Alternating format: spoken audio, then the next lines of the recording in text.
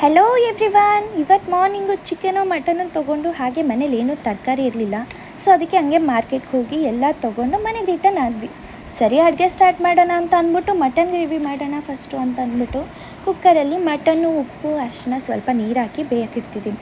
ಇದಿಷ್ಟರಲ್ಲಿ ಏನಾಯಿತು ಗೊತ್ತಾ, ನನ್ನ ಮಗಳೇ ವೀಡಿಯೋ ಮಾಡಬೇಕಂತೆ. ಅದಕ್ಕೋಸ್ಕರ ಈವನ್ ಅಳ್ತಿದ್ಲು ಕೂಡ.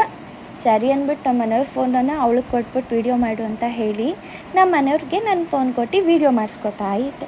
ಸರಿ ಮಟನ್ ಅಷ್ಟರಲ್ಲಿ ಮಿಕ್ಸಿ ಜಾರ್ ಮಾಡ್ಕೊಳ್ಳೋಣ ಅಂತ ಅಂದ್ಬಿಟ್ಟು ಕೊತ್ತಂಬರಿ, ಪುದೀನ, ತೆಂಗಿನಕಾಯಿ, ಶುಂಠಿ, ಬೆಳ್ಳುಳ್ಳಿ, ಚಕ್ಕೆ, ಲವಂಗ, ಮೆಣಸು, ಜೀರಿಗೆ ಹಾಕ್ಕೊಂಡು ರುಬ್ಕೋತಾ ಇದ್ದೀನಿ.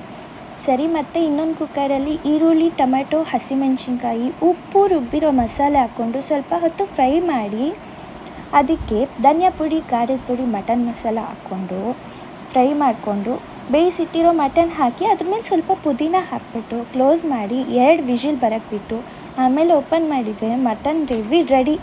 ಸುಮ್ಮನೆ ಅಲ್ಲಪ್ಪ, ತುಂಬ ಸಖತ್ ಟೇಸ್ಟಾಗಿತ್ತು. ನೀವು ಒಂದು ಟ್ರೈ ಮಾಡಿ ಹೇಗಿತ್ತು ಅಂತ ಕಮೆಂಟ್ ಮಾಡಿ.